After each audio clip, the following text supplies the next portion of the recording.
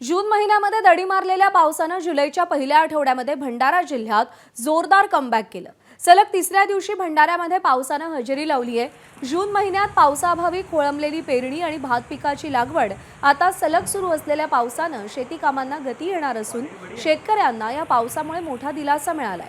पाऊस सलग पडत असल्यानं अनेक भागातील नाले आणि तलावांची परिस्थिती आता समाधानकारक असून जलस्रोतामध्ये वाढ होणार आहे। आज दिवसभर पावसाचा अंदाज वर्तवला असून पुढील 2 दिवस पावसाचा जोर कायम राहण्याची शक्यता हवामान विभागाने वर्तवलेली आहे।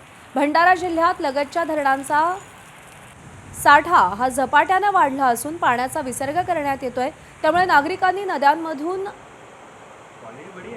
आणि नद्यांच्या प्रवाहातून प्रवास करू नये असं आवाहन आता जिल्हा प्रशासनाच्या वतीने करण्यात येत आहे।